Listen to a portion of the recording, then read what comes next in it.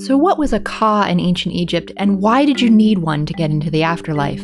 By the end of this video, you'll know the 3 things that are essential for understanding the ka and why it was so important to the ancient Egyptians.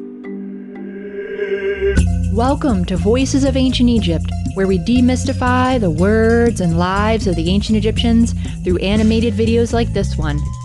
If you're new here, I'd love to have you subscribe and hit that bell icon so you don't miss future videos like this one.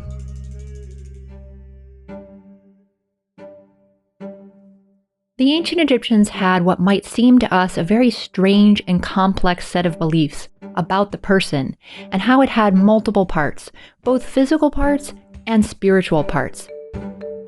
Today you're going to learn about the part that they called the ka, which you may have seen translated as double, spirit, or vital force. This last translation, vital force, is probably the most accurate translation we can get in English. But what was the ka really, and why was it so important? Let's jump right into the 3 things that you need to know in order to understand the ka in ancient Egypt. Number 1. The ka came into being before a person's birth. The ancient Egyptian god named Khnum, who was a potter, that is, someone who makes pottery, was believed to fashion people on his potter's wheel before they were born. And we can see in scenes of the king's divine conception and birth that he's shown creating not only the body of the king, but also the king's ka. That's why in scenes like this one, you see a picture of 2 identical children on Khnum's wheel. One is the body, and one is the ka. The person's ka was created at this time because it was the essential life force or vital spark needed to live. It was needed for animating the person, that is, allowing it to move around, and also for allowing the person to be able to breathe, eat, smell, and so forth. So is the ka's role during life making sense so far? If so, let me know by writing "for my ka" in the comments below. Number 2. The ka separated from the body at death. When a person died, the ka could separate from the body but stayed close by in the tomb. It usually resided within the body or within a statue or painting of the person.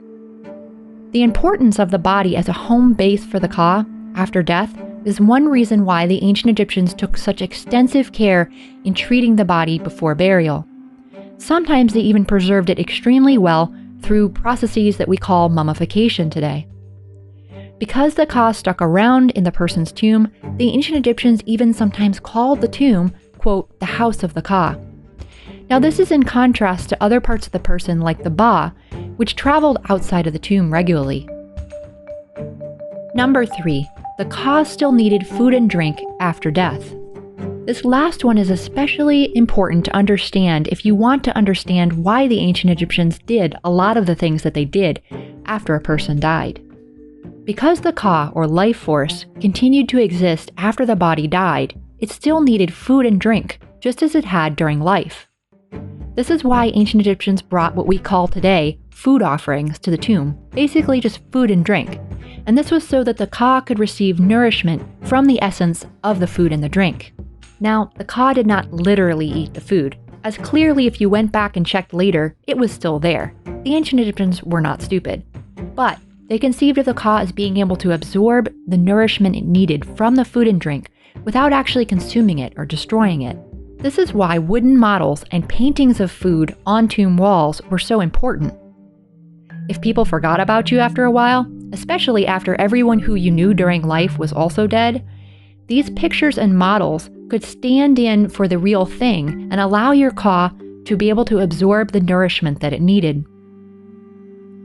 For the ka to be able to figuratively eat and drink the food offerings, whether they were real or paintings or models of them, in this way, a ritual called the opening of the mouth needed to be performed during the funerals, and this was done on the body of the person as well as on any images of him, that is, either statues or paintings. And this was done in order to make the senses active again, so that the ka could do things like taste, smell, see, and hear. And this was, of course, vital for being able to eat food offerings and drink the drink offerings, to allow the ka to live on after death. So there you have it. Now that you know what you need in order to understand the ancient Egyptian ka and how it lived on after death, What food offerings would you want for your Ka? Personally, I'd want pizza. So what about you? Let me know in the comments below what food you'd want for your Ka. You can also let me know on Instagram and Facebook. If you haven't already picked up my free guide for getting started with Egyptian hieroglyphs, make sure to download it at voicesofancientegypt.com/glyphs. That's voicesofancientegypt.com/GLYPHS. And you can also find a link for it in the description below. This free guide will walk you through everything you need to know to get started with the most common hieroglyphs and how to use them to write your name. Thanks for watching, and see you next time.